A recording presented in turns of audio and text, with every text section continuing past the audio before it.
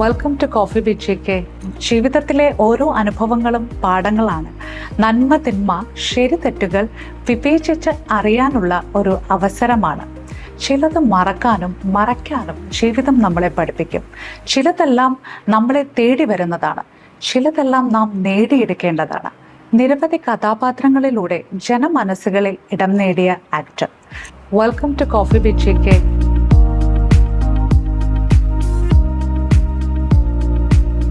Let's welcome Levin Simon Joseph. Cinema എന്ന് പറഞ്ഞാൽ വലിയൊരു ഭാഗ്യം.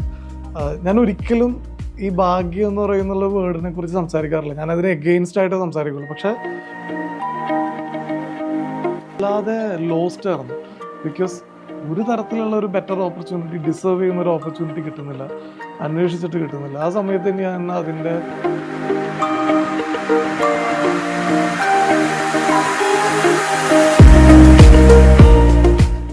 ലൈഫ് ജേണി നമ്മളുമായിട്ട് ഒന്ന് ഷെയർ ചെയ്യാവോ? എൻ്റെ പേര് ലെവിൻ സൈമൺ ജോസഫ്. ഞാൻ ജനിച്ചത് കൊച്ചിയിലാണ്. കൊച്ചിയിൽ തന്നെ ഒരു പ്രോപ്പർ കൊച്ചിക്കാരനാണ്. പഠിച്ചതൊക്കെ ഇവിടെ നമ്മുടെ തോപ്പുംപടി എന്ന് പറയുന്നൊരു സ്ഥലവും കൊച്ചിയുമൊക്കെ ആയിട്ടാണ് പഠിച്ചത്. പിന്നെ ഡിഗ്രി BSc നഴ്സിംഗ് ആണ് ആക്ച്വലി ഞാൻ പഠിച്ചത്. ബാംഗ്ലൂരായിരുന്നു. അപ്പോൾ വിദ്യാഭ്യാസ അക്കാഡമിക് അതാണ്. ബേസിക്കലി ഇവിടെ പഠിച്ചു. പിന്നെ ബാംഗ്ലൂരിൽ ചെന്ന് നഴ്സിംഗ് പഠിച്ചു. അത് കഴിഞ്ഞ് തിരിച്ചിങ്ങോട്ട് വന്നു. പിന്നെ സിനിമയും കാര്യങ്ങളൊക്കെ ആയിട്ട് അതിൻ്റെ പുറകെ കൂടി.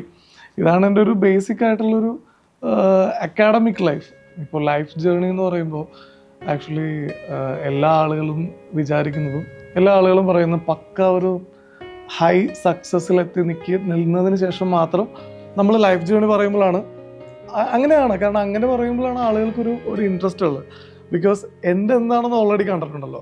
ആ എൻ്റെ കണ്ടു കഴിയുമ്പോഴുള്ളത്. ഇപ്പം എൻ്റെ അടുത്ത് ചോദിച്ചപ്പോൾ ഇപ്പോൾ കോഹ്ലി എന്നെ വിളിച്ച് കഴിഞ്ഞപ്പോൾ ഞാൻ ആദ്യം 2 വട്ടം ചിന്തിച്ചു വൈ മീ എന്നുള്ള കാര്യം. പിന്നെ ഇവിടെ വരാനായിട്ടുള്ള റീസൺ എന്ന് പറഞ്ഞു കഴിഞ്ഞാൽ മേ ബി ഞാനും ചിലപ്പോൾ ചില ആളുകൾക്ക് ഇൻസ്പിറേഷൻ ആയിട്ടുണ്ടാവും. ബിക്കോസ് നെവർ ഗീവ് അപ്പ് എന്നുള്ളൊരു ഏരിയയിൽ may be I can be an idea for at least one of them. അപ്പോൾ അങ്ങനെ പറയാനാണെങ്കിൽ ടോട്ടലി ഡിഫറെൻ്റ് ആയിട്ടുള്ളൊരു അക്കാഡമിക് ബാക്ക്ഗ്രൗണ്ട് ആയിരുന്നു. BSc നഴ്സിംഗ് പഠിച്ച ഒരാളാണ് സിനിമയിൽ നിൽക്കുന്നത്. ഒരുപാട് ആളുകൾ ഉണ്ടാവുകയേക്കാം. ചെറുപ്പം മുതൽ അത് തന്നെയായിരുന്നു ആഗ്രഹം. പിന്നെ സിനിമ എന്ന് പറയുന്ന ഒരു കാര്യത്തിനോട് ഒരു ഇൻട്രസ്റ്റ് തോന്നാനുള്ള റീസൺ എന്ന് പറഞ്ഞാൽ ചെറുപ്പം മുതൽ ബേസിക്കലി ഉണ്ടായിട്ടുണ്ട്. പാട്ടും അതും ഒരുപാട് ഇൻസ്ട്രുമെൻസും കാര്യങ്ങളൊക്കെ ആയിട്ട് വീട്ടുകാരൊക്കെ ഇങ്ങനെ പഠിപ്പിച്ചിട്ടുണ്ട്. മമ്മിക്ക് വലിയ ഇഷ്ടമായിരുന്നു ഇങ്ങനെ പാട്ട് പഠിപ്പിക്കാനായിട്ടും വയലിൻ അങ്ങനെയുള്ള കാര്യങ്ങളൊക്കെ. ഞാനിതൊക്കെ ക്ലാസ് കിട്ടി നടക്കുമായിരുന്നു. കാരണം താല്പര്യമില്ല എന്നിട്ടല്ല, ചുമ്മാ അത് വലിയ ഇതായിട്ട് എടുത്തിട്ടില്ല. പിന്നെ അതൊക്കെ കഴിഞ്ഞ് ആ കലാപരമായിട്ടുള്ള എന്തൊക്കെയോ കാര്യം വന്ന് +2 ആയപ്പോൾ അവിടെ ഒരു നാടകം കുറേ ആളുകൾ കൂടി പ്ലാൻ ചെയ്തു. ഒരു ഡ്രാമ, ഒരു ഫണ്ണി ഡ്രാമ പ്ലാൻ ചെയ്തിട്ട് ആ പ്ലാൻ ചെയ്തതെല്ലാം അതങ്ങ് ഇട്ട് കളഞ്ഞു. അത് പിന്നെ എൻ്റെ തലയിലായി കഴിഞ്ഞപ്പോൾ അത് എനിക്ക് അങ്ങനെ ഭയങ്കര സീരിയസ്ലി ഒരു സാധനം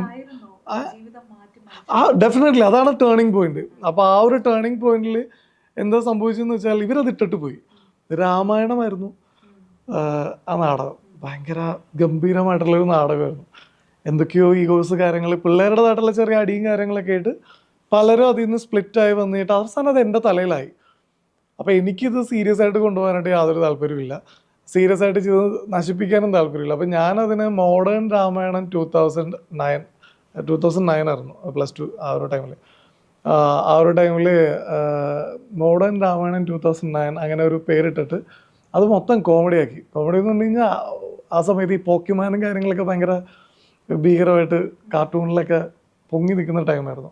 അപ്പോൾ ഈ പോക്കിമാനിലെ കുറേ ക്യാരക്ടേഴ്സും ഈ പിക്കച്ചൂസും കാര്യങ്ങളൊക്കെ വന്നിട്ട് സീതയുടെയും രാമൻ്റെ ഇടയിലൊക്കെ ഇങ്ങനെ വന്നിട്ട് അങ്ങനെ ഒരു സംഭവത്തിൽ സ്ക്രിപ്റ്റ് ചെയ്തു, അതിൽ അഭിനയിച്ചു വന്നു. പക്ഷെ അത് സ്റ്റേറ്റ് ലെവലിൽ ഈ പറഞ്ഞ പരിപാടിയൊക്കെ പോവുകയും അവിടെ നിന്ന് ഏറ്റവും മികച്ച സ്ക്രിപ്റ്റിനും നാടകത്തിനും അഭിനയത്തിനുള്ള അങ്ങനെ ഒരു സാധനം ഞാൻ ലൈഫിൽ എക്സ്പെക്റ്റ് ചെയ്തിട്ടില്ല. അപ്പോൾ ഒരുപാട് കാര്യങ്ങൾ, പ്രൈസസ് കാര്യങ്ങളൊക്കെ അതിനെ സംബന്ധിച്ചിടത്തോളം കിട്ടി. ഒരു കോൺഫിഡൻസ്. പിന്നെ അതിനുശേഷം നഴ്സിങ്ങിന് പോയപ്പോഴും എനിക്ക് ഡെഫിനറ്റ്ലി എൻ്റെ മൈൻഡിലൊരു കാര്യം ഉറപ്പുണ്ടായിരുന്നു. വീട്ടിൽ ഏറ്റവും വലിയ ആഗ്രഹമായിരുന്നു പഠിപ്പ് എന്ന് പറയുന്നൊരു കാര്യം. അത് പ്രൊഫഷണലായിട്ട് എന്തെങ്കിലും എൻജിനീയറിങ്ങോ അങ്ങനെ ഒന്നുമില്ല. അപ്പോൾ എനിക്ക് താല്പര്യമുള്ളത് ഈ ഒരു കാര്യമാണ്. അല്ലാതെ എനിക്ക് ഭയങ്കര ഇഷ്ടമുള്ളൊരു സബ്ജക്റ്റാണ്. അപ്പോൾ അങ്ങനെ പോയി. അക്കാഡമിക്കലി അതെല്ലാം പാസ് ഔട്ടായി തിരിച്ചു വന്നിട്ട് നമ്മൾ ഫാമിലിയുടെ സമ്മർദ്ദമായിരുന്നു മനസ്സിലാക്കി തനിക്ക് ഇഷ്ടം ഇതാണെന്ന്, പക്ഷേ എഡ്യൂക്കേഷന് കൂടുതൽ ഇമ്പോർട്ടൻസ് ഡെഫിനറ്റ്ലി അതിൽ യാതൊരുവിധ തെറ്റും എനിക്ക് പറയാൻ പറ്റില്ല. കാരണം ഏതൊരു കുടുംബവും ഇപ്പോഴും അങ്ങനെ ഒരു പ്രഷർ കൊടുത്തേ പറ്റൂ. കാരണം പിള്ളേർ അല്ലെങ്കിൽ ചിലപ്പോൾ ഒരു +2 കഴിയുമ്പോൾ അത് നിർത്തിപ്പോവും. ഞാൻ പറയണത് പഠിക്കണം എന്ന് പറയുന്നൊരു കാര്യമൊന്നുമല്ല. നമുക്കൊരു ഇൻ്റർവ്യൂവിന് പോകണമെങ്കിലോ എന്തെങ്കിലും ഒരു കാര്യത്തിന് പോകണമെങ്കിലോ ഒരു താക്കോലെന്ന് പറയണ പോലെ കുറച്ച് സർട്ടിഫിക്കറ്റ്സ് ഇല്ലാണ്ട് ഇന്നത്തെ ഈ ഒരു സിസ്റ്റം വെച്ചിട്ട് ഒരാൾക്കും ഒരിടത്തേക്ക് എത്താൻ പറ്റില്ല. നമുക്ക് എത്ര എക്സ്പീരിയൻസ് ഉണ്ടെന്ന് പറഞ്ഞിട്ടും കാര്യമില്ല. ഒരു താക്കോലാണ് അല്ലെങ്കിൽ ഒരു എന്താ പറയുക കുറച്ച് പേപ്പർ കഷ്ണങ്ങൾ സർട്ടിഫിക്കറ്റ്സ് ഇത് നമുക്ക് കിട്ടിയേ പറ്റൂ. അപ്പോൾ അതുകൊണ്ടൊരു ഡിഗ്രി എടുക്കുക എന്നുള്ളത് മസ്റ്റായിട്ടുള്ളൊരു കാര്യമാണ്. എത്രമാത്രം ലാംഗ്വേജ് ഉണ്ടായിട്ടോ ഇതിട്ട് കാര്യമില്ല. അപ്പോൾ അതിൽ പാരൻസ് ചെയ്തൊരു കാര്യം എനിക്ക് കിട്ടി. ഞാൻ നഴ്സിംഗ് കംപ്ലീറ്റ് ചെയ്തു, 1 വർഷം എക്സ്പീരിയൻസ് കൊടുത്തു. ഇപ്പോൾ ഒന്നുമില്ലാണ്ട് നമ്മൾ നിന്നാൽ പോലും നമുക്ക് അബ്രോഡിലേക്ക് ട്രൈ ചെയ്യാം. അങ്ങനെ ഒരുപാട് ഓപ്പർച്യൂണിറ്റീസ് ഇവിടെ ഉണ്ടല്ലോ, ഒരിക്കലും ചെയ്യില്ലെങ്കിൽ പോലും. അപ്പോൾ അതിൽ ഞാൻ ഒരിക്കലും അവരെ കുറ്റം പറയുന്നില്ല. അപ്പോൾ അവരുടെ ആഗ്രഹം ഞാൻ കേട്ടു. പിന്നെ ഇത് സിനിമ എന്ന് പറഞ്ഞാൽ വലിയൊരു ഭാഗ്യമാണ്. ഞാൻ ഒരിക്കലും ഈ ഭാഗ്യം എന്ന് പറയുന്നുള്ള വേർഡിനെ കുറിച്ച് സംസാരിക്കാറില്ല. ഞാൻ അതിന് എഗെയിൻസ്റ്റ് ആയിട്ട് സംസാരിക്കുള്ളൂ. പക്ഷേ ചില സമയത്തെങ്കിലും പറയേണ്ടി വരുന്നു. ബിക്കോസ് നമ്മൾ കാണുന്നതല്ലേ, എത്ര ഇപ്പോൾ ഒരു ഇൻസ്റ്റാഗ്രാം എടുത്ത് സ്ക്രോൾ ചെയ്ത് കഴിഞ്ഞാൽ എത്ര കഴിവുള്ള ആളുകളാണ്. എൻ്റെ ദൈവം, അത്രയും ടാലൻറ്റഡ് ആയിട്ടുള്ള ആളുകളാണ്. അവരെന്തുകൊണ്ട് അർഹിച്ചിടത്തേക്ക് എത്തുന്നില്ല? അപ്പോൾ 1000-ലൊരുവനോ 10,000-ലൊരുവനൊക്കെ തന്നെ ഇങ്ങനൊരു ഇൻഡസ്ട്രിയിലേക്ക് ഒന്ന് ശോഭിച്ചു വരാൻ പറ്റുള്ളൂ. അപ്പോൾ അതുകൊണ്ട് ഒരു സെക്കൻഡ് ഓപ്ഷനുള്ള എപ്പോഴും നല്ലതായിരിക്കും. അപ്പോൾ അതുകൊണ്ട് എൻ്റെ അക്കാഡമിക്കലി അങ്ങനെ എടുത്തു, തിരിച്ചു വന്നു. പിന്നെ ഈ പറയണ പോലെ ഓരോരുത്തരുടെ കൈയും കല്ലും പിടിക്കാനായിട്ടും ഓഡിഷന് പോക്കും കാര്യങ്ങളൊക്കെ ഇട്ട് ആ ഒരു വഴിക്ക് ഇറങ്ങി തിരിച്ചു. അങ്ങനെയാണ് ശരിക്കും സിനിമയിലേക്കുള്ള ഒരു യാത്ര. പിന്നെ ഓഡിഷൻ അറ്റൻഡ് ചെയ്തു, കിട്ടിയില്ല. ഡയറക്ടേഴ്സിൻ്റെ പുറകെ പോയി, കിട്ടിയില്ല. കുറേ ഫേക്ക് ഓഡിഷൻസ്, കുറേ കാശ് പോക്ക് കാര്യങ്ങൾ. എല്ലാ സിനിമാക്കാർക്കും പറയാനുള്ള അതേ കഥ തന്നെ, പറഞ്ഞു മോണോട്ടണി ആക്കുന്നില്ല. അതുപോലെ തന്നെ ഒരുപാട് പറ്റിക്കപ്പെട്ടു. പിന്നെയാണ് ഞാൻ ക്ലബ് FM-ൽ, മാതൃഭൂമി ക്ലബ് FM-ൽ RJ ആയിട്ട്, പ്രോഗ്രാം പ്രൊഡ്യൂസർ RJ ആയിട്ട് ജോയിൻ ചെയ്തു. അതെങ്ങനെയാണ് ആ തോട്ട് ഉണ്ടായത്? ഒരു തോട്ടമല്ലെന്നേ, അത് ഒരു ഒരുത്തനുണ്ടായിരുന്നു, പേര് വിഷ്ണു എന്നാണ്. കുറച്ച് സിനിമയിലൊക്കെ ഞാൻ ചെയ്തിട്ടുണ്ട് കേട്ടോ. നല്ല ഒരു ഇച്ചിരി ഗുണ്ടുമണായിട്ടുള്ളൊരു ഒരുത്തനാണ്. ഭയങ്കര നമ്മൾ അട്രാക്ട് ചെയ്യുന്ന ഒരുത്തനാണ്. എന്ന് വെച്ചാൽ കണ്ടു കഴിഞ്ഞാൽ പെട്ടെന്ന് ശ്രദ്ധിക്കും. നല്ല രസമാണ്, അവൻ്റെ ആക്ടിങ് ഒക്കെ നല്ലതാണ്. അപ്പോൾ ഇവന് എൻ്റെ ഒരു ഓഡിഷൻ ഫ്രണ്ടായിരുന്നു. ഞങ്ങൾ ഓഡിഷന് പോയിട്ട് പരിചയപ്പെട്ടൊരു ഫ്രണ്ടായിരുന്നു. അപ്പോൾ അവനിങ്ങനെ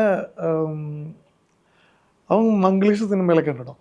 അപ്പോൾ അവൻ എൻ്റെ അടുത്ത് എന്നെ ഒരു ദിവസം വിളിച്ചിട്ട് പറഞ്ഞു, അളിയ ഇങ്ങനെ ക്ലബ് FM-ൻ്റെ ഒരു ഓഡിഷൻ നടക്കുന്നുണ്ട്. അപ്പോൾ ഞാൻ അത്യാവശ്യം സംസാരിക്കും നന്നായിട്ട്. എന്ന് വെച്ചാൽ വർത്താനം ഒരുപാട് പറയാറുണ്ട്. എടാ അപ്പോൾ നമുക്കിവിടെ പോയാലോന്ന് ചോദിച്ചു. ഞാൻ പറഞ്ഞു ഞാൻ വരത്തില്ലടാ, എനിക്ക് സിനിമയാണ് ലക്ഷ്യം, എനിക്ക് ഈ പറഞ്ഞ പരിപാടികളൊന്നും താല്പര്യമില്ല, നീ വെറുതെ എൻ്റെ കൂടെ വന്നതെന്ന് പറഞ്ഞു. അങ്ങനെ ആ സമയത്ത് അവിടെ ഡ്രീം എന്ന് പറഞ്ഞ ഹോട്ടലായിരുന്നു, ഇപ്പോഴത്തെ റാഡിസൺ ബ്ലൂ. അവിടെ ഹോട്ടലിൽ പോയി, അവിടെ ഓഡിഷൻ, ഇവന് വേണ്ടി ഓഡിഷൻ അറ്റൻഡ് ചെയ്യുന്ന സമയത്ത് എനിക്ക് ബോറടിച്ചപ്പോൾ ഞാനൊരു പേപ്പർ എഴുതി അവിടെ കൊടുത്തു ഓഡിഷന് വേണ്ടിയിട്ട്. ഫസ്റ്റ് റൗണ്ടിൽ തന്നെ ഇവൻ ഔട്ടായി പോയി. ഔട്ടായി കഴിഞ്ഞപ്പോൾ എനിക്ക് ഫസ്റ്റ് റൗണ്ട് കിട്ടി. അപ്പോൾ ഇവൻ എൻ്റെ അടുത്ത് പറഞ്ഞു, എടാ ഞാൻ ഔട്ടായി, വാ നമുക്ക് പോകാമെന്ന് പറഞ്ഞു. ഞാൻ പറഞ്ഞില്ലടാ ഞാൻ ഇന്നായി. അപ്പോൾ നീ കയറണ്ട. അപ്പോൾ ഞാൻ പറഞ്ഞില്ലടാ എന്താ സംഭവം നോക്കാമല്ലോ എന്ന് വെച്ചാൽ. അങ്ങനെ സെക്കൻഡ് റൗണ്ട് ഇന്നായി. ക്യൂരിയോസിറ്റിയെക്കാളും അവിടെ നമ്മൾ ആഗ്രഹിച്ച സ്ഥലത്ത് നമുക്കൊരു ഓപ്പൺ ഡോർ ഉണ്ടാകുന്നില്ല, പക്ഷെ അൺഎക്സ്പെക്ടഡ് പ്ലേസ് അതിനോടുള്ള ഒരു ക്യൂരിയോസിറ്റി അല്ല സംഭവം എന്ന് വെച്ചാൽ എനിക്കത് വേണ്ട. അപ്പോ എന്താണ് അവർ ഇങ്ങോട്ട് പറയണതെന്ന് വെച്ചാൽ, ചക്ക എന്ന് പറഞ്ഞാൽ ഞാൻ മാങ്ങ എന്ന് പറയും. കാരണം എനിക്ക് ഗോകുലിനെ എനിക്ക് പ്ലീസ് ചെയ്യണമെങ്കിൽ മാത്രം എനിക്ക് ഇങ്ങനെ നിന്നാൽ മതിയല്ലോ. പക്ഷെ എനിക്ക് ഗോകുലിനെ പ്ലീസ് ചെയ്യേണ്ടാത്തടത്തോളം കാലം നമ്മൾ റിബലാണ്. അപ്പോൾ ആ ഓഡിഷന് നമ്മൾ ചെന്ന് കഴിഞ്ഞപ്പോൾ ഇവരെൻ്റെ അടുത്ത് ചോദിക്കുന്നതിനൊക്കെ ഞാൻ ഉരുളക്കുപ്പേരിയായിരുന്നു. എൻ്റെ അടുത്ത് ഇങ്ങോട്ട് ചോദിച്ചു കഴിഞ്ഞാൽ ഞാൻ അങ്ങോട്ട് തിരിച്ച് 10 ചോദ്യം ചോദിക്കുമായിരുന്നു. അപ്പോൾ അവർക്ക് അങ്ങനെയുള്ള ആളുകളായിരുന്നു വേണ്ടത്. അപ്പോൾ ആ ഒരു ടൈപ്പ് ഓഫ് ആളുകളായിരുന്നു. തിരിച്ചെല്ലാം കഴിഞ്ഞ് പുറത്തേക്ക് ഇറങ്ങി കഴിഞ്ഞപ്പോൾ എനിക്ക് ജോലി കിട്ടിയപ്പോൾ എനിക്കത് വേണ്ട. കാരണം എനിക്ക് സിനിമയിലേക്ക് പോകാൻ വേണ്ടി അപ്പം ഞാൻ സാലറി ചോദിച്ചു. അപ്പോൾ അവർക്ക് അത് ഇഷ്ടമായി. അപ്പം അങ്ങനെ എന്തോ ദൈവഭാഗ്യത്തിന് എനിക്ക് ആ ഒരു ജോലി കിട്ടിക്കഴിഞ്ഞപ്പോൾ മനസ്സിലായി അതിൻ്റെ വില. നമ്മളിങ്ങനെ പൊട്ടം കളിച്ച് കിട്ടിയതാണെങ്കിൽ പോലും അത്രയും വലിയൊരു സ്ഥാപനത്തിൽ ഒരുപാട് പേരുടെ സ്വപ്നത്തിലേക്ക് കയറി. 1 വർഷം വർക്ക് ചെയ്തതിൽ പിന്നെ റിസൈൻ ചെയ്തു. പിന്നെ ചാനലിൽ അത് ഓഡിഷൻ വഴി തന്നെയായിരുന്നു. സൂര്യ മ്യൂസിക് എന്ന് പറയുന്ന ഒരു ചാനലിൽ ഓഡിഷൻ വഴി തന്നെ കയറി അവിടെ ജോയിൻ ചെയ്തു. 4-5 വർഷം അവിടെ വർക്ക് ചെയ്തു. പിന്നെ മഴവിൽ മനോരമയിലെ ഒരു റിയാലിറ്റി ഷോയിലേക്ക് എന്നെ വിളിച്ചു. ഉഗ്രമുജ്വലം എന്ന് പറയുന്ന ആ റിയാലിറ്റി ഷോൻ്റെ പേര്. അങ്ങനെ ആ ഉഗ്രമുജ്വലം ചെയ്ത് കഴിഞ്ഞിട്ട് നിർത്തി. പിന്നീട് സിനിമ തന്നെ വേണമെന്ന് പറഞ്ഞ് നിർത്തി. ആദ്യത്തെ ഒരു സിനിമയിലേക്ക് ഒരു അവസരം കിട്ടി. തൻ്റെ ആഗ്രഹങ്ങൾക്ക് എത്തിപ്പെടുന്നതിന് മുന്നേ ഉള്ള ഫിനാൻഷ്യലി കുറച്ചൊന്ന് ബാലൻസ് ആവാൻ വേണ്ടിയിട്ടായിരുന്നോ ഇടയ്ക്ക് വെച്ച് ഇത്തരം അവസരങ്ങൾ വന്നപ്പോഴും എടുക്കേണ്ടി വന്ന സമ്മർദ്ദമായിരുന്നോ? എടുത്ത ഡിസിഷൻ ഞാൻ പലതവണ ആലോചിച്ചിട്ട് എടുത്തത്. കാരണം എന്താണെന്ന് വെച്ച് കഴിഞ്ഞാൽ എനിക്ക് പേഴ്സണലി എനിക്ക് ഫീൽ ചെയ്തത്, ഞാൻ ഒരുപാട് നാളവിടെ ആങ്കറിങ് ചെയ്തു. ഫിനാൻഷ്യലി ആക്ച്വലി നമ്മൾ നല്ലൊരു സ്റ്റേജിലേക്ക് എത്തിയാണ്. അപ്പോൾ അത് ഓൾമോസ്റ്റ് എല്ലാവർക്കും അറിയാമല്ലോ, നമ്മൾ കാണണമല്ലോ, വിസിബിളായിട്ട് കാണുന്ന ഓരോരുത്തരുടെ ഗ്രോത്ത്. അപ്പോൾ ആ ഒരു ഗ്രോത്ത് എനിക്ക് കിട്ടിയാണ്. പക്ഷേ നമ്മുടെ മനസ്സെന്ന് പറഞ്ഞ സാധനം ഉണ്ടല്ലോ, ഞാനവിടെ ജെല്ലാവാത്തൊരവസ്ഥ വന്നു. കാരണം നമ്മൾ ആഗ്രഹിക്കുന്ന രീതിയിലുള്ളൊരു ഷോ എനിക്ക് കിട്ടില്ല. എല്ലാവർക്കും എല്ലാ ഭാഗ്യവും ഉണ്ടാവില്ലല്ലോ. അപ്പോൾ ആഗ്രഹിക്കുന്ന രീതിയിലുള്ളൊരു ഷോ നമുക്ക് കിട്ടിയിട്ടില്ല. ഒരേ മൊണോട്ടണിയിൽ തന്നെ ലൈഫ് പോകുന്നു. അപ്പോൾ ഇതൊക്കെ എനിക്ക് ദൈവം തന്ന സൈനായിട്ടാണ് തോന്നിയത്, നമുക്കപ്പുറത്തേക്ക് ഒരു കാലെടുത്ത് വെക്കണമെന്നുള്ളത്. അപ്പോൾ അങ്ങനെ കാലെടുത്ത് വെക്കുമ്പോൾ ഉറപ്പായിട്ടും ഫിനാൻഷ്യലി പണി കിട്ടുമെന്ന് എനിക്ക് 100% അറിയാം. പിന്നെ എൻ്റെ ഫാമിലി എന്നെ ഭയങ്കര സപ്പോർട്ടിങ് ആണ്. അത് വല്ലാത്തൊരു സംഭവമാണ്. ഈവൻ ഇപ്പോൾ പോലും എന്നെ അത്രയും സപ്പോർട്ട് ചെയ്യുന്നുണ്ട്. ഇപ്പോൾ പോലും നമുക്ക് സ്റ്റേബിൾ ആയിട്ടുള്ളൊരു ഇൻകം ഇല്ലല്ലോ. എനിക്ക് ഇൻകം വരുന്നത് ചിലപ്പോൾ ഒരു 3 months കൂടുമ്പോൾ തരക്കേടില്ലാത്തൊരു നല്ലൊരു ഇൻകം ആയിരിക്കും എനിക്ക് വരുന്നത്. പക്ഷെ അങ്ങനെ ഒരു ഇതുണ്ട്. പക്ഷെ ആ സമയത്തൊക്കെ നമ്മുടെ ഫാമിലി തന്നെയാണ്. അപ്പോൾ അതുകൊണ്ട് ആ ഫാമിലി എന്ന് പറഞ്ഞൊരു ഭയങ്കര വലിയൊരു പില്ലറാണ്. ഫാമിലി എന്ന് പറയുമ്പോൾ ഫാമിലിയല്ല, എൻ്റെ ഫാദർ, എൻ്റെ ഡാഡിയാണ് എനിക്ക് എന്നെ ഏറ്റവും കൂടുതൽ സപ്പോർട്ട് ചെയ്തത്. എന്ന് വെച്ചാൽ ഒന്നും പറയത്തില്ല, ഒരു കാര്യം പറയത്തില്ല. എന്ന് വെച്ചാൽ എത്ര രൂപ ഞാൻ ഫാമിലിയിൽ നിന്ന് എടുത്തിട്ടുണ്ടെന്ന് എനിക്ക് തന്നെ ഒരു പിടുത്തമില്ല. ആ രീതിയിൽ എന്നെ സപ്പോർട്ട് ചെയ്തിട്ട് ഈവൻ ടിൽ ഡേറ്റ് ഒന്നും എന്നെ പറഞ്ഞിട്ടില്ല. അല്ലെങ്കിൽ എൻ്റെ അടുത്ത് പറയും, എടാ നിനക്ക് നഴ്സിങ്ങിന് പോയിക്കൂടെ, അങ്ങനെ. അതായത് എൻ്റെ അടുത്ത് പറയാൻ എനിക്ക് വിഷമമോന്ന് ഓർത്തിട്ട് എൻ്റെ അടുത്ത് ഇൻഡയറക്റ്റ്ലി മാത്രമേ പറയത്തുള്ളൂ. അവർക്ക് എല്ലാവർക്കും അറിയാം ഒരു ദിവസം നമുക്ക് ആഗ്രഹിക്കുന്ന സക്സസ്സിലേക്ക് എത്തും എന്നുള്ളത്. അപ്പോൾ അതുകൊണ്ട് ഈ ഒരു ചോദ്യത്തിൽ എനിക്ക് ആദ്യം പറയാനുള്ളത് എൻ്റെ ഫാമിലി, എൻ്റെ ഫാദറിൻ്റെ കേസ് എനിക്ക് പറയാനുള്ളത്. ബാക്കി എല്ലാവരും എന്നെ സപ്പോർട്ട് ചെയ്തിട്ടുണ്ടെങ്കിലും മണി എന്ന് പറയുന്നൊരു സാധനം ഉണ്ടല്ലോ, നമുക്കിപ്പോൾ ഒരു എത്ര വലിയൊരു എമൗണ്ട് തന്നിട്ടും എടുത്തിട്ട് പോടാ എന്ന് പറയുന്ന ആളുകളെ ഞാൻ കണ്ടിട്ടുണ്ട്.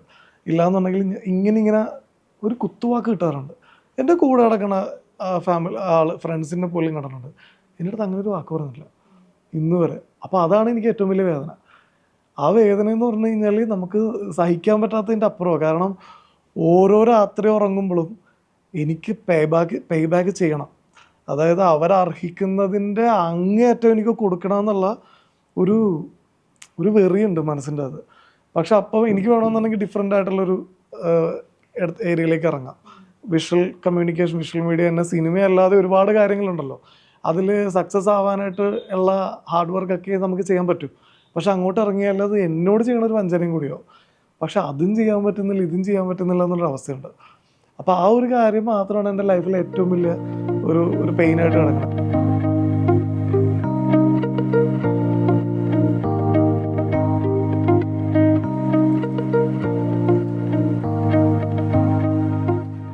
ഫിലിമിലോട്ട് വന്ന ഒരു എൻട്രി, അതിനുശേഷം ഒരു ഓപ്പൺ സ്പേസ് എവിടെയാണ് കിട്ടിയത്? ആദ്യത്തെ ഫിലിം കിട്ടിയത് അനുരാഗ് കരിമുള്ള എന്ന് പറയുന്ന ഒരു സിനിമ.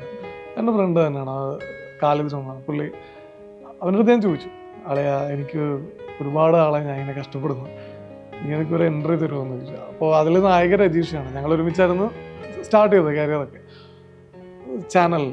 അപ്പോൾ ഇവളാണ് നായികയെന്ന് അവളേക്കാൾ മുമ്പ് ഞാൻ അറിയുന്നത്. എൻ്റെ അടുത്ത് ഇപ്പം പറഞ്ഞിട്ടുണ്ടായിരുന്നു. I was very happy.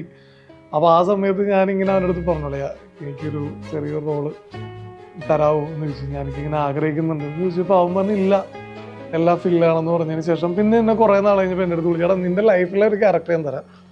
കാരണം ഞാനിങ്ങനെ ആങ്കർ VJ ഒക്കെ ആയിരുന്നു. അപ്പോൾ നമ്മുടെ കൂട്ടുകാരന്മാർ പോകുമ്പോൾ ഇങ്ങനെ ആ ടൈമിൽ റെക്കഗ്നേഷൻസ് കിട്ടുമല്ലോ. അപ്പം നമുക്കൊരു ചെറിയൊരു സാധനം ഉണ്ടാവും, ഇങ്ങനെ നോക്കുമല്ലോ. ഇങ്ങനെ ചില ആളുകൾ നമുക്കോട്ട് നോക്കുമ്പോൾ എടാ നോക്കുന്നുണ്ടോ നോക്കി, ഈ ഒരു സാധനം ഉണ്ടോ, അത് ഭയങ്കരമായിട്ട് എൻജോയ് ചെയ്തിട്ടുണ്ട് ആ ടൈമിൽ. അപ്പം ഇങ്ങനെ ഒരു ക്യാരക്ടർ എനിക്ക് ആ പടത്തിൽ തന്നായിരുന്നു. വളരെ ചെറിയ ക്യാരക്ടറാണ്, പക്ഷെ എന്തൊക്കെയോ കാര്യങ്ങൾ കൊണ്ട് കുറേ സാധനങ്ങൾ കട്ട് ചെയ്ത് പോയി, കുറേ കംപ്ലീറ്റ് ചെയ്യാൻ പറ്റില്ല. ഇപ്പോൾ ഒരു പാട്ടിൽ മാത്രമേ ഞാൻ ഒതുങ്ങി നിൽക്കുന്നത്. അപ്പോൾ അതായിരുന്നു ആദ്യത്തെ സിനിമ. പിന്നെ കൈതോല ചാത്തൻ എന്ന് പറയുന്നൊരു സിനിമയാണ് ചെയ്തത്. കലാഭവൻ ഷാജോൺ ചേട്ടനും ജയൻ ചേർത്തല, മാമുക്കോയ, അങ്ങനെ ഒരുപാട് പേര് പഴയ ദിലീപേട്ടൻ്റെ ജയറാമേട്ടൻ്റെയൊക്കെ സിനിമ കണ്ടിട്ടില്ല. നമ്മളെക്കാളും പ്രായമുള്ള ഒരുപാട് സീനിയർ ആർട്ടിസ്റ്റിൻ്റെ കൂടെ എടാ പോടാന്ന് വിളിക്കണേ, മാമുക്കോയനെയൊക്കെ എടാന്ന് വിളിക്കുന്ന ആലോചിച്ച് നോക്ക്. അപ്പോൾ അങ്ങനെ ഒരു ക്യാരക്ടറായിരുന്നു പ്രകാശൻ എന്ന് പറയുന്ന ക്യാരക്ടറിൻ്റെ പേര്. ആ ഒരു പടം കിട്ടി. ഉദ്ദേശിച്ച രീതിയിൽ അത് തിയേറ്ററിൽ പോയില്ല. അപ്പോൾ പക്ഷെ അവിടെ നിന്ന് വലിയൊരു എക്സ്പീരിയൻസ് നമുക്ക് ഏൺ ചെയ്യാൻ കഴിഞ്ഞു എന്നുള്ളതാണ്. ഭയങ്കര എക്സ്പീരിയൻസ് ആണ്, ഭയങ്കര ആഗ്രഹമാണ്. എന്ത് വലിയ കാര്യമാണ് നടന്നത്. നായകനായിട്ട് ഒരു പടം കിട്ടുക എന്ന് പറയാം, അത് ഇത്രയും വലിയ സീനിയർ ആർട്ടിസ്റ്റിൻ്റെ കൂടെ. ഞാൻ മാത്രമുള്ള അതിൽ പുതുമുഖം, പിന്നെ നായികയായിട്ട് അഭിനയിച്ചൊരു കുട്ടിയുണ്ടായിരുന്നു.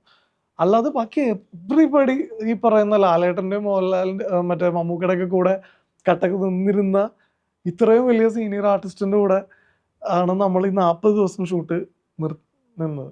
ഒരു വലിയ എക്സ്പീരിയൻസ് ആയിരുന്നു. അത് കഴിഞ്ഞിട്ട് പിന്നെ പെട്ടിലാമ്പെട്ട എന്ന് പറയുന്നൊരു സിനിമ ചെയ്തു. അതൊരു ഡിഫറെൻ്റ് ആയിട്ടുള്ളൊരു പടമായിരുന്നു. പിന്നെ ഒരു തമിഴ് പടം ചെയ്തു, അമുത. പിന്നീട് ബാച്ചിലേഴ്സ് എന്ന് പറയുന്നൊരു സിനിമ മലയാളം, അത് ചെയ്തു. അതൊരു കൊറോണ ടൈം മൂവിയായിരുന്നു. അത് തിയേറ്റർ റിലീസായി, ബട്ട് എന്തിൻ്റെയൊക്കെ പേരിൽ അത് OTT റിലീസ്ഡ് ആയിട്ടില്ല. അത് അവരുടെ ചില പൊളിറ്റിക്സ്.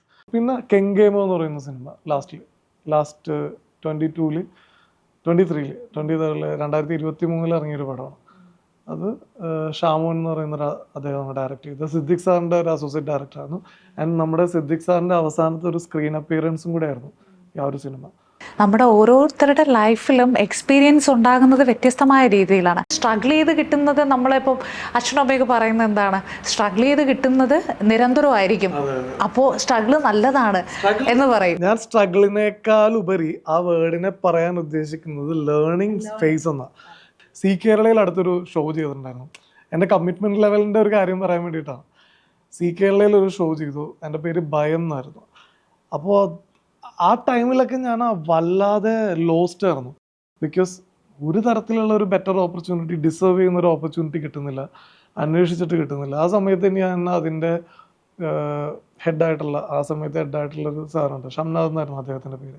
എനിക്ക് പുള്ളിയുടെ അത്ര പരിചയമില്ല, സൂര്യ ടി വിയിൽ ഉണ്ടായിരുന്നെങ്കിൽ പോലും പരിചയമില്ല. പക്ഷേ പുള്ളി എനിക്ക് ആ സമയത്ത് ഈ ഒരു ഓപ്പർച്യൂണിറ്റി തന്നപ്പോൾ നമ്മൾ ഈ വെളിച്ചം കാണത്തില്ലേ, അതായത് ലൈക്ക് അങ്ങനെയാണ് അദ്ദേഹത്തെ കണ്ടത്. അത്രയും നന്ദിയുള്ളൊരു എപ്പോഴും അതുണ്ടാവും.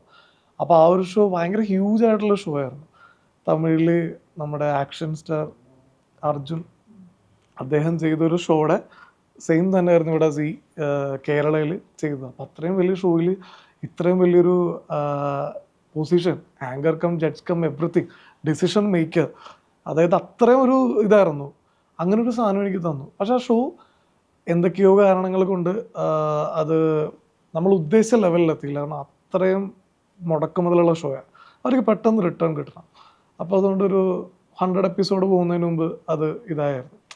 ആ സമയത്ത് ഞാൻ ഭയങ്കര മാനസികമായിട്ട് തളർന്നു. ബിക്കോസ് നമ്മൾ ആഗ്രഹിക്കുന്ന സാധനം എല്ലാം ഇങ്ങനെ കൈവെള്ളയിൽ വന്നിട്ട് പോകുമ്പോൾ ഉള്ളൊരു അവസ്ഥയുണ്ടല്ലോ.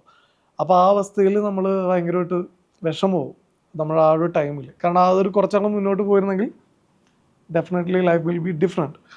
പക്ഷെ അവിടെ നമ്മൾ തളരരുത്, ആരും തളർന്ന് വീണേക്കാമോ എന്നൊരു സിറ്റുവേഷനാണത്. ഞാൻ ആ ഷോ കഴിഞ്ഞ് നെക്സ്റ്റ് ദിവസം ഇറങ്ങിയത് വല്ലാത്തൊരു തീരുമാനം എടുത്തിട്ടാണ്. അടുത്തൊരു 5 മാസത്തിൽ ഞാനൊരു സിനിമ പിടിക്കും. എൻ്റെ കയ്യിൽ ആ സമയത്ത് എൻ്റെ ബാങ്കിലെ അക്കൗണ്ടിലുണ്ടായിരുന്നത് എനിക്ക് തോന്നുന്നൊരു 10,000 രൂപ. പക്ഷെ ഞാനൊരു സിനിമ പിടിക്കുമെന്നുള്ളൊരു വാശിയിലായിരുന്നു. എന്താണ് മനസ്സിനെ കൂടുതൽ വിഷമിപ്പിച്ചത്? വിഷമം എന്ന് പറഞ്ഞു കഴിഞ്ഞാൽ ഓക്കെ, ഡെഫിനറ്റ്ലി ഞാൻ വിഷമമുണ്ട്. കരഞ്ഞിട്ടൊന്നുമില്ല. കരഞ്ഞേക്കണ ഒറ്റ സിറ്റുവേഷൻ ഭയങ്കര കോമഡി ആയിരുന്നു, ഭയങ്കര ചിരിക്കാം. ഞാൻ അതിനുശേഷം ഈ വേദനിപ്പിച്ചതിലേക്ക് വരാം. ഒരു വട്ടം ഞാൻ കരഞ്ഞു. ആ കരഞ്ഞ സിറ്റുവേഷൻ എല്ലാവർക്കും ചിരിക്കാം. ഞാൻ സൂര്യയിലോ എവിടെയോ വർക്ക് ചെയ്തുകൊണ്ടിരിക്കുക. അപ്പോൾ നമ്മളെ കാണുന്ന വേറൊരു രീതിയിലാണ്. ഒരു തരത്തിലും ഗുണമില്ലാത്ത ചില കാര്യങ്ങൾ ചില പർട്ടിക്കുലർ ആളുകൾക്ക് മാത്രം കൊടുത്തിട്ട് നമുക്ക് കിട്ടില്ല ചില കാര്യങ്ങൾ. എന്നാൽ ഞാനായിരിക്കും അത് ഉണ്ടാക്കിയിരിക്കുന്നത്. ഓക്കെ, നമ്മൾ ഒരു ബേസിക് ഒരു ഐഡിയ ഉണ്ടാക്കി ഒരു സാധനം എല്ലാം കൂടി വന്നു കഴിഞ്ഞിട്ട് നമ്മുടെ കയ്യിൽ നിന്ന് പോകും. അല്ലെങ്കിൽ നമുക്കൊരു ബെറ്റർ ഓപ്പർച്യൂണിറ്റി കിട്ടുന്നില്ല എന്ന് വരുമ്പോൾ ഞാനിങ്ങനെ കണ്ണാടിയിൽ വന്നിട്ട്, ഗ്രീൻ റൂമുണ്ട്, മേക്കപ്പ് റൂമുണ്ട്, പൂട്ടാൻ മറന്നുപോയി. ഞാനിങ്ങനെ കണ്ണാടിയിൽ വന്നിട്ട് എൻ്റെ കണ്ണിൽ നിന്നൊക്കെ വെള്ളം വരുന്നുണ്ട്. എടാ നിന്നെ കാണുന്നില്ലല്ലോടാ, നിന്നെ ഒരു മനുഷ്യൻ കാണുന്നില്ലല്ലോടാ, ഇത്രയും ടാലൻ്റ് ഉള്ള നിന്നെ കാണാണ്ട് യൂട്ടിലൈസ് ചെയ്യാതെ ഈ കിഴങ്ങന്മാർ ഇങ്ങനെയുള്ള ആൾ ഇങ്ങനെ തന്നെ ഞാൻ ഇങ്ങനെ പറയുക, ഈ കിഴങ്ങന്മാർ ഇവർ ഇത്രയും നല്ലൊരു ഒരു ടൂൾ ഇവിടെ ഇരുന്നിട്ട് നിന്നെ യൂട്ടിലൈസ് ചെയ്യണമെന്ന് പറഞ്ഞിട്ട് എൻ്റെ കണ്ണീന്ന് വെള്ളം വരുമോ. ദേഷ്യമാണ് നിൽക്കുന്ന സമയത്ത് സൂര്യൻ മ്യൂസിക്കിലെ മേക്കപ്പ് മാനും ഒരു പ്രൊഡ്യൂസറും കയറി വന്നു. പുള്ളി ഇത് കേൾക്കുന്നുണ്ട് ഇപ്പുറത്ത് നിന്നിട്ട്. അപ്പം ഞാനിങ്ങനെ തിരിഞ്ഞിട്ട് മറ്റേ ശ്രീനിവാസം മറ്റേ പടത്തിലിടുന്ന ഒരു എക്സ്പ്രഷൻ ഉണ്ടല്ലോ, ഉദയനാണ് തരത്തിൽ ഈ രീതിയിലായിപ്പോയി. ഞാൻ ചമ്മിപ്പോയി. അയ്യോ, ഞാൻ പ്ലിങ് മൊമെൻ്റ് ആയിരുന്നു. പുള്ളിക്ക് ഭയങ്കര വിഷമമായി. ആ പുള്ളി അപ്പം എൻ്റെ അടുത്ത് പറഞ്ഞു, എടാ ലൈഫ് ഇങ്ങനെയാണ്, നമ്മൾ ആഗ്രഹിക്കുന്നതൊന്നും ചിലപ്പോൾ നമുക്ക് കിട്ടിയെന്ന് വരില്ല, ആ ടൈമിൽ നമുക്ക് കിട്ടുമെന്നാണ്. ആ സമയത്ത് ആക്ച്വലി എനിക്ക് കണ്ണീന്ന് വെള്ളം വന്നു. വെള്ളം വന്നത് വേറൊന്നും കൊണ്ടല്ല, നമ്മൾ ആഗ്രഹിക്കുന്നത് കിട്ടാത്തതുകൊണ്ടാണ്. അതെല്ലാവർക്കും ഉണ്ടാവുന്നൊരു പോയിൻ്റാണ്. നമ്മളെല്ലായിടത്തും നമുക്ക് ചില ഓപ്പർച്യൂണിറ്റി കിട്ടിയിട്ട് അത് ഉദ്ദേശിക്കുന്ന രീതിയിൽ ഇപ്പോൾ എവറി മൊമെൻറ്റ്. അപ്പം ഞാനിതൊരു പ്ലിങ് മൊമെൻറ്റ് പറഞ്ഞു തന്നില്ല, വിഷമമായ സിറ്റുവേഷൻ വേറെ ഒന്നുമല്ല. ഞാൻ ഇതേ പേര് പറയുന്നതിലൊന്നും കുഴപ്പമില്ല, ഇതേ ചാനലിൽ തന്നെ വർക്ക് ചെയ്യുന്നു. ഇതേ ചാനലിൽ വർക്ക് ചെയ്യുന്നതിന് ശേഷം ഒരു പർട്ടിക്കുലർ സാഹചര്യത്തിൽ ചാനലിൽ ഒന്ന് സൂര്യ മ്യൂസിക്കിൽ ചാനലിലൊന്ന് കുറച്ച് നാളത്തേക്കൊന്ന് ക്ലോസ് ഡൗൺ ചെയ്തായിരുന്നു. ഇവിടുത്തെ ഇത് ക്ലോസ് ഡൗൺ ചെയ്തിട്ട് ഇവർ ചെന്നൈയിലേക്ക് മാറ്റി. അപ്പോൾ ഞാനവിടെ ഏകദേശം 4 വർഷമായിട്ട് വർക്ക് ചെയ്യുന്നുണ്ട്. അപ്പോൾ 4 വർഷമായിട്ട് വർക്ക് ചെയ്യുന്നത്, ഈ 4 വർഷം വർക്ക് ചെയ്തപ്പോൾ ഞാൻ കേൾക്കുന്ന ഒരു കാര്യം സൺ ടി വി എന്ന്. സൺ ടി വിയുടെ ഓഫീസ് എന്ന് പറഞ്ഞാൽ എവറിത്തിങ് ഇമ്പോർട്ടഡ്, ലണ്ടനിൽ നിന്ന് അവിടെ നിന്ന് ഇമ്പോർട്ടഡ്. ഐ മീൻ നമ്മളിത് കേൾക്കുന്ന മൊത്തം വേറൊരു ലെവലിലാണ് കേൾക്കുന്നത്. അപ്പോൾ ഒരു തവണ എനിക്ക് അവിടെ പോകണമെന്നുള്ള ആഗ്രഹം എല്ലാ മനുഷ്യർക്കും ഉണ്ടാവും. പക്ഷെ ഇവിടെ വർക്ക് ചെയ്ത ആരും അങ്ങനെ പോയിട്ടില്ല, കാരണം അത്ര ഇതായിട്ടുള്ള ആളുകൾ മാത്രമേ അവിടെ ഓഫീസിൽ പോയിട്ടില്ല. അപ്പോൾ ഇങ്ങനെ ക്ലോസ് ഡൗൺ ചെയ്ത സമയത്ത് കുറച്ച് പേര് ഇവർ സെലക്ട് ചെയ്തു. അത് സെലക്ട് ചെയ്തിട്ട് അതിൽ ഞാനില്ല. അപ്പോൾ സെലക്ട് ചെയ്തിട്ട് അവരങ്ങോട്ട് വിട്ടു. നമുക്കൊരു വിഷമവും കാരണം ടാലൻ്റ് ഉള്ളവർക്ക് കിട്ടും, ഇല്ലാത്തവർക്ക് കിട്ടില്ല. എനിക്ക് കിട്ടിയില്ല. അവിടെ വിഷമത്തിൻ്റെ ഒരു അംശമില്ല. ഞാൻ ഒരു പക്ക ഓക്കെയാണ്, ഞാൻ പോയി. ഇത് കഴിയണ സമയത്ത് എൻ്റെ ഒരു ഫ്രണ്ട് വന്നില്ല, അങ്ങോട്ട് പോകാൻ വന്നില്ല. കാരണം ഒരു പെൺകുട്ടിയാണ്, അവൾക്ക് വീട്ടിൽ നിന്നെന്തോ വിട്ടില്ല. കാരണം ചെന്നൈയിൽ പോകണം, ചെന്നൈയിൽ ഓഫീസിൽ പോകണം. ഐ മീൻ മാറിയല്ലോ, ഇവിടെ നിന്ന് മാറി. പെൺകുട്ടി ആയതുകൊണ്ട് മേ ബി വീട്ടിൽ സംഭവിച്ചില്ല, അവൾ പോയില്ല. അവൾ പോകാത്തതുകൊണ്ട് എന്നെ ഇതിൻ്റെ ഹെഡ് വിളിച്ചിട്ട് എൻ്റെ അടുത്ത് പറഞ്ഞു, ലെവൻ ഇങ്ങനെ സംഭവമാണ്, ഇങ്ങനെ പോകാമോയെന്ന് ചോദിച്ചു. ഞാൻ പറഞ്ഞു ഓക്കെ, ഞാൻ പോകാമെന്ന്. നമുക്ക് കിട്ടിയൊരു ഓപ്പർച്യൂണിറ്റി, ഞാൻ പോകാമെന്ന്. ഡെഫിനറ്റ്ലി സാർ, ഞാൻ പോകാമെന്ന്. ഞാൻ പോയി. പക്ഷേ അപ്പോൾ നമ്മൾക്ക് ഇഷ്ടപ്പെട്ട ചില ആളുകൾ അവിടെ ഞാൻ ചെന്ന് വർക്ക് ചെയ്തു, കുറേ ആൾ കഴിഞ്ഞ് തിരിച്ചു വന്നു. ഞാൻ കേൾക്കുന്നുണ്ട് അത്, മറ്റൊരാൾ പറഞ്ഞാലും കുഴപ്പമില്ല, ഞാൻ അബദ്ധത്തിൽ കേട്ടുപോയി, ഞാൻ കേൾക്കരുതായിരുന്നു. അവൻ വലിഞ്ഞു കയറി വന്നതാണ്. അപ്പോൾ ഇവനെ വിളിച്ചിട്ടില്ലായിരുന്നു, ഇവനോട് വലിഞ്ഞു കയറി വന്നതാണ് എന്ന് പറഞ്ഞു. അപ്പോൾ നമുക്ക് ഏറ്റവും ഇഷ്ടപ്പെട്ട ആളുകളാണ്, എനിക്കവിടെ എല്ലാവരും ഇഷ്ടമാണ്. അപ്പോൾ എങ്ങനെ പറഞ്ഞപ്പോൾ എനിക്ക് ഭയങ്കര പ്രശ്നമായി. കാരണം നമുക്ക് ഇഷ്ടപ്പെട്ട ആളുകൾ നമ്മളെക്കുറിച്ച് എന്തെങ്കിലും ഇത് പറയുമ്പോഴാണ് നമുക്ക് വേദന വരുന്നത്. അപ്പോൾ ഈ ഒരു ടൈമിൽ എനിക്ക് വല്ലാണ്ട് ഭയങ്കരമായിട്ട് ഭയങ്കര വിഷമമായി. അതാണ് എനിക്ക് തോന്നുന്നത് ഏറ്റവും കൂടുതൽ വിഷമിച്ച സിറ്റുവേഷൻ. അതിൻ്റെ പിറ്റേ ദിവസം തന്നെ ഞാനത് മറന്നു. ഇന്നലെ എന്ന് പറയുന്നത് ഇനി നമുക്ക് കിട്ടില്ല, നാളെ എന്ന് പറഞ്ഞ സാധനം നമുക്ക് കിട്ടില്ല, നാളെ ഉണ്ടാവുമെന്ന് നമുക്കറിയില്ല. നമ്മൾ ജീവിക്കണം ഇന്നലെ വരെ നമ്മളൊരാൾ എങ്ങനെ ആയിരുന്നു അത് വെച്ചിട്ട് ഇന്ന് നമ്മൾ അവനെ അസസ് ചെയ്യണമെങ്കിൽ ഇത് ട്രേഡിംഗ് അല്ല. ട്രേഡിങ്ങിൽ മേ ബി നമുക്ക് ബാക്ക് വെച്ചിട്ട് നമ്മൾ വേണമെങ്കിൽ അസസ്മെൻറ്റും അനാലിസിസും നടത്താം. ഇത് ഒരു വ്യക്തിക്ക് എപ്പോഴെങ്കിലും ചേഞ്ച് ആവാം.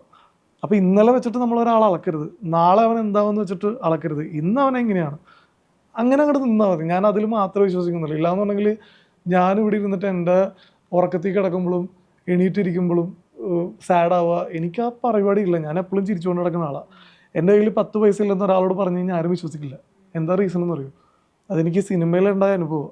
ഈ സിനിമയുടെ കേസ് കഴിഞ്ഞിട്ട് ഇതിവിടെ പറയാമെന്ന് അറിയില്ല.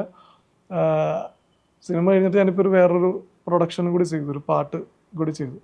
അപ്പോൾ ആ സമയത്ത് ഞാൻ ഈ ഡയറക്ടറിൻ്റെ അടുത്ത് ഞാൻ പറഞ്ഞു, ഇത് ഭയങ്കര ഫണ്ണി ആയിട്ട് വന്നൊരു കാര്യമുണ്ടോ. ഞാൻ പറഞ്ഞു, അളയാ ഞാൻ തകർന്ന് നിൽക്കുകയാണ്, ഞാൻ ആ സിനിമയിൽ ഇത്ര രൂപ എൻ്റെ ബ്ലോക്കാണ്, എൻ്റെ പാർട്ട്ണറുണ്ട്, പുള്ളീൻ്റെ ബ്ലോക്കാണ്, വലിയൊരു എമൗണ്ട് ബ്ലോക്കാണ്. അപ്പോൾ നിനക്ക് അറിയാമല്ലോ. അപ്പോൾ അത് കഴിഞ്ഞിട്ടാണ് നമ്മൾ ഈ പാട്ട് സെപ്പറേറ്റ് ഷൂട്ട് ചെയ്യണത്, പെട്ടിരിക്കുക. അപ്പോൾ നമുക്ക് മാക്സിമം ലോ ബഡ്ജറ്റിൽ തീർക്കണം എന്ന് പറഞ്ഞപ്പോൾ പിറ്റേ ദിവസം എൻ്റെ രീതികൾ വേറെയാ. എനിക്ക് എൻ്റെ കൂടെ ഉള്ളവരെ എനിക്ക് എപ്പോഴും സന്തോഷിപ്പിക്കണം, ഞാൻ അതിലേക്ക് വരാം. അത് അവർക്ക് റൂം ഇട്ട് കൊടുക്കുന്നു, അതിട്ട് കൊടുക്കുന്നു, ഒന്നിനും ഒരു കുറവില്ല. അപ്പം എല്ലാവരും വിചാരിക്കണം എന്താണെന്ന് വെച്ച് കഴിഞ്ഞാൽ ചുമ്മാ ഡയലോഗ് അടിക്കണേക്കും, കയ്യിൽ ഇതുണ്ടാവും എന്ന് കൊടുത്തിട്ട് ഞാൻ നോക്കിക്കഴിഞ്ഞപ്പോൾ അതാണ്ട് കിടക്കുന്ന ഫുള്ള് വേറെ രീതിയിൽ നമ്മൾ പ്ലാൻ ചെയ്ത രീതിയല്ല, മൊത്തത്തിൽ സാധനം വലുതേ ഔട്ട് കിട്ടാൻ വേണ്ടിയിട്ട് അത് കിട്ടുകയും ചെയ്തു. പക്ഷെ ഈ ഒരു ക്യാരക്ടർ കൊണ്ട് നമുക്ക് ദോഷമുണ്ട്. നമ്മൾ ഭയങ്കര ചില്ലായിട്ട് നടക്കുമ്പോൾ മറ്റുള്ളവർ നമ്മൾ അങ്ങനെ എടുക്കണമെന്നില്ല, നമ്മൾ പറയുന്നത് നുണയായിട്ട് വിചാരിക്കുക. അപ്പോൾ അതുകൊണ്ട് ഗുണവും ദോഷവും. ഒരു വലിയൊരു പ്രൊജക്റ്റ് ഉണ്ടാക്കുന്ന ഒരു വ്യക്തിക്ക് ഇതിൻ്റെ ബജറ്റും കൂടി ഇടണം. കാരണം അവർക്ക് പൈസ കൊടുക്കണ്ട, അവരുടെ വർക്കിൻ്റെ പൈസ കൊടുക്കണ്ട. കാരണം അവർക്കൊരു ഓപ്പർച്യൂണിറ്റി ആയിട്ട് മേ ബി കണ്ടോട്ടെ, കുഴപ്പമില്ല. പക്ഷേ അവർ യാത്ര ചെയ്യുന്ന കാര്യങ്ങൾക്ക് വേണ്ടിയിട്ട് ഈ ഭാര്യയുടെ സ്വർണം പണയം വെച്ചിട്ട് പെട്രോൾ അടിച്ച് നടക്കുന്ന കൂട്ടുകാർ എനിക്കുണ്ട്. വേറൊരാളുടെ വർക്കിനോട് എനിക്കുണ്ട്.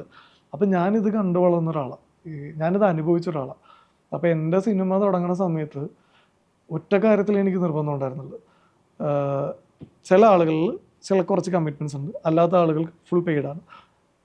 ഒരു വ്യക്തി പോലും എൻ്റെ ലൊക്കേഷനിൽ, അത് എന്ന് ഷൂട്ട് തുടങ്ങുന്നോ, ഷൂട്ടല്ല പ്രീ പ്രൊഡക്ഷൻ എന്ന് തുടങ്ങുന്നോ അന്ന് മുതൽ എന്ന് ഇത് തിയേറ്ററിലെത്തി, എന്ന് ഇതിൻ്റെ പ്രൊമോഷൻ കഴിയുന്നോ, എന്ന് ഇതിൻ്റെ ബിസിനസ് ആവുന്നോ അന്ന് വരെ, അതിന് എത്ര ഇയേഴ്സ് എടുത്താലും അന്ന് വരെ ഈ പടത്തിൻ്റെ പേരിൽ എല്ലാം കൊടുങ്ങല്ലൂരുള്ള ആളുകളാണ് നമ്മുടെ ടീമുകളൊക്കെ. ഞാൻ മാത്രമേ കൊച്ചിയായിട്ടുള്ളൂ. അവർ പെട്രോളായാലും അവർ എന്തിനു വേണ്ടി അവരിറങ്ങുന്നു അവരുടെ കയ്യിൽ നിന്ന് 1 രൂപ ചിലവാകാൻ പാടില്ല എന്നുള്ളൊരു നിർബന്ധം എനിക്കുണ്ടായിരുന്നു. ഇന്ന് വരെ ദൈവം സഹായിച്ച് 1.5 വർഷമായി, ഇന്ന് വരെ ദൈവം സഹായിച്ച് ഞാനത് തെറ്റിച്ചിട്ടില്ല. മേ ബി വിരലിലുണ്ടാവുന്ന അത്രയും തവണ ചിലപ്പോൾ തെറ്റിയിട്ടുണ്ടാവും. അപ്പോൾ ഇത് ഞാൻ ചെയ്തിട്ടുണ്ട്. ഇത് ചെയ്തത് വേറെ ഒന്നിനും വേണ്ടിയല്ല, 100%. ഞാനിത് കണ്ടിട്ടുണ്ട്, ചില ആളുകൾ കരയുന്നത് കണ്ടിട്ടുണ്ട്, അപ്പോൾ കണ്ടിട്ടുണ്ട്. അപ്പോൾ എന്നെക്കൊണ്ട് പറ്റുന്ന രീതിയിൽ ഞാൻ ചെയ്യുന്നുണ്ട്. മാത്രമല്ല, നാളെ ഇങ്ങനെ ഒരു സഭയിലിരിക്കുമ്പോൾ എനിക്കിത് പറയാൻ പറ്റും. എനിക്കിത് പറയുമ്പോൾ ഒരുപാട് ആളുകൾ, നല്ല മനസ്സുള്ള ഒരുപാട് ആളുകൾ ഇത് കേൾക്കുമ്പോൾ ഇത് ചെയ്ത് കൊടുക്കും. ഈ ഒരു കാര്യം മാത്രം, വേറെ ഒന്നുമല്ല. കാരണം അവർ അത്രയും വർക്ക് ചെയ്യുള്ളൂ എന്ന് വെച്ചാൽ എൻജോയ് ചെയ്ത് വർക്ക് ചെയ്യും. അല്ലെങ്കിൽ ആ പടത്തിന് ചിലപ്പോൾ അത് ഗുണം ചെയ്യില്ല. എന്നെപ്പോലുള്ള ആളുകളുണ്ട്, നടനാവാൻ തീരുമാനിച്ച് നടക്കുന്ന ആളുകൾ, അവർക്കൊന്നും വിഷയമല്ല. കാരണം അങ്ങനെയുള്ള ആളുകളെന്ന് പറഞ്ഞു കഴിഞ്ഞാൽ എത്ര പൈസ സ്പെൻഡ് ചെയ്താൽ എന്ത് ചെയ്താൽ അവർക്ക് സിനിമ ഹിറ്റാവണമെന്ന് അവർ ആഗ്രഹിക്കുള്ളൂ, ഒരിക്കലും പ്രാഗില്ല. നമ്മൾ നമ്മുടെ പടം ഹിറ്റാവാൻ വേണ്ടി ആര് എന്ത് ചെയ്തില്ലെങ്കിലും നമ്മൾ വർക്ക് ചെയ്യും. ഞാനെന്നല്ല, ഒരു ഡയറക്ടർ ആവാൻ ആഗ്രഹിക്കുന്നവരോ മെയിൻ പൊസിഷനിലേക്ക് എത്താൻ ആഗ്രഹിക്കുന്നവർ, പക്ഷെ അസിസ്റ്റൻ്റായിട്ട് നിൽക്കുന്ന ആളുകൾ, അങ്ങനെ ഒരുപാട് ആളുകളുണ്ട് ഡെയിലി ബേസിനുള്ള. അവർ നമ്മുടെ കൂടെ നിൽക്കുമ്പോൾ അവർ ചിലപ്പോൾ ഈ കാര്യത്തിന് വേണ്ടി ഓടണം, പണ്ടാരം മുടിഞ്ഞു പോട്ടെ എന്നുള്ള മൈൻഡിലാണ്. ഞാൻ കണ്ടിട്ടുണ്ട് ഇത്. അപ്പോൾ അത് നമ്മളുടെ പടത്തിന് ചിലപ്പോൾ, അല്ലെങ്കിൽ നമ്മൾ ചെയ്യുന്ന സംരംഭത്തിന് ചിലപ്പോൾ അത് ബാധിക്കും. ലൈഫിൽ നമ്മൾ ഇൻസൾട്ട് ആയിട്ടുള്ള മൊമെന്റ്സ് ഉണ്ടായിരിക്കും. അങ്ങനെ ഇൻസൾട്ട് ആയിട്ടുണ്ടോ? ധാരാളം, ഒരു പറ്റുമില്ല. അത് കേട്ടിട്ടുണ്ട്. ഇൻസൾട്ട് ആവണോ വേണ്ടിയൊന്നും നമ്മളാ തീരുമാനിക്കണം. അപ്പോൾ ഇൻസൾട്ട് നമ്മൾ ഒരുപാട് ഉണ്ടായിട്ടുണ്ട്. എന്ന് വെച്ചാൽ ചില സമയത്തൊക്കെ നമ്മളെ ചുമ്മാക്കി വിളിച്ചു വരുത്തും. ആള് ഒന്നെത്താൻ വേണ്ടിയിട്ട് ഇനോഗ്രേഷൻ ആണെന്നൊക്കെ പറഞ്ഞ് വിളിച്ചു വരുത്താറുണ്ട്. ഇപ്പോഴല്ല കേട്ടോ, കുറച്ചും കൂടി മുന്നുള്ള കാര്യങ്ങളാണ്.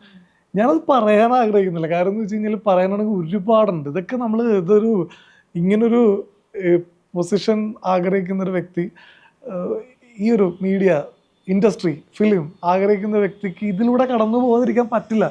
കാരണം ആരെങ്കിലുമൊക്കെ ഇടയ്ക്ക് നമ്മളെ ആട്ടും, നല്ല ആട്ടും സൂപ്പും ഇടയ്ക്കിടയ്ക്ക് കിട്ടും.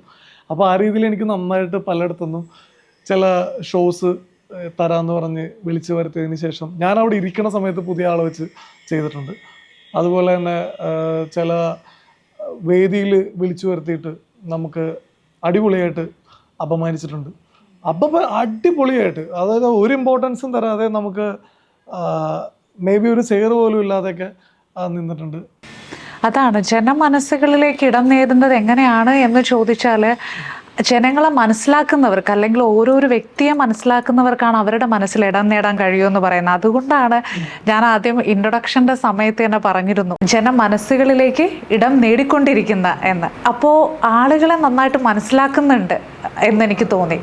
റിയലായിട്ട് നിന്ന് കഴിഞ്ഞാൽ ഈ ലക്ക് എന്ന് പറയുന്ന സാധനമൊക്കെ വരും. പിന്നെ എല്ലാവർക്കും ലക്കിനേക്കാൾ ഒരു സമയമുണ്ടല്ലോ. ഈ സമയം ആകുന്നിടത്തോളം ടൈം നമ്മൾ എന്ത് ചെയ്തിട്ടും കാര്യമില്ല. ആ ചെയ്യുന്നതൊക്കെ നമുക്ക് അതിലേക്ക് എത്തുമ്പോൾ ഗുണം ചെയ്യും. ഞാനൊരു കാര്യം പറയാൻ ആഗ്രഹിക്കുന്നത് എന്താണെന്ന് വെച്ചാൽ മാനിഫെസ്റ്റേഷൻ നമ്മളെല്ലാവരും ചെയ്യുന്നുണ്ട്, അറിയാതെ ചെയ്യുന്നുണ്ട്. ഇപ്പോൾ പള്ളിയിൽ പോകുന്ന ആളുകൾ, അമ്പലത്തിൽ പോകുന്ന ആളുകളാവട്ടെ, അവരവിടെ ചെന്നിട്ട് നന്ദി പറഞ്ഞ് പ്രാർത്ഥിക്കുക എന്ന് പറയും. ദൈവത്തിന് നന്ദി പറഞ്ഞ് പ്രാർത്ഥിക്കുക എന്ന് പറയും. ഇതെന്താ? ഇതിനാണ് പറയുന്നത് ഗ്രാറ്റിറ്റ്യൂഡ്. അതായത് മാനിഫെസ്റ്റേഷൻ്റെ ഒരു ഏരിയയിൽ നമ്മൾ ഡെയിലി ഗ്രാറ്റിറ്റ്യൂഡ് പറയാമെന്ന് വെച്ചാൽ എനിക്കത് തന്നതിന് താങ്ക് യു. അഫർമേഷൻസ് എന്ന് പറയും. ഈ അഫർമേഷൻസിൽ എനിക്കത് കിട്ടി, ഓക്കെ, എനിക്ക് ഈ ഒരു മൊബൈൽ വേണം, ഒരു ഐഫോൺ വേണം, എനിക്ക് ഐഫോൺ കിട്ടി, thank you universe, I got my iPhone. അതായത് എനിക്കത് കിട്ടിയെന്ന് പറഞ്ഞ്. ഇത് തന്നെയാണ് അമ്പലത്തിലോ പള്ളിയിലോ ആവട്ടെ മതപരമായിട്ട് അമ്മമാർ ചെയ്യുന്നത്. എനിക്ക് കിട്ടിയെന്ന് പറഞ്ഞ് ഗ്രാറ്റിറ്റ്യൂഡ്, എനിക്കത് തന്നതിന് നന്ദി. ഇതിങ്ങനെ പല പല കാര്യങ്ങൾ ചെയ്യുന്നുണ്ട്. ഇതിലൊരു തെറ്റെന്താണെന്നറിയോ? ചില അഹങ്കാരികളെന്ന് വിളിക്കുന്ന ആളുകളില്ലേ. ഇപ്പം എൻ്റെ ഒരു കാര്യം ഞാൻ പറയാം. ഞാൻ ചെറുപ്പത്തിൽ ഒരുപാട് നുണ പറയുമായിരുന്നു, ഓക്കെ, ഈ നുണ പറയുമായിരുന്നു. കൊച്ചു നുണകളെന്ന് പറഞ്ഞാൽ നമുക്ക് വേണ്ട കാര്യങ്ങളില്ലേ. ഇപ്പം എൻ്റെ വീട്ടിൽ അതുണ്ട്, എൻ്റെ വീട്ടിൽ ഇതുണ്ട്, ഇങ്ങനെയുള്ള ചില കാര്യങ്ങൾ ഞാൻ നുണ പറയുമായിരുന്നു. അത് പറയുമ്പോൾ ഞാനത് കണ്ടാണ് പറയുന്നത്. എൻ്റെ വീട്ടിൽ ആ സാധനം ഉണ്ട് എന്ന് ഞാൻ കണ്ട് ഉറച്ചാണ് ഞാൻ പറയുന്നത്. ഇതവിടെ വരും.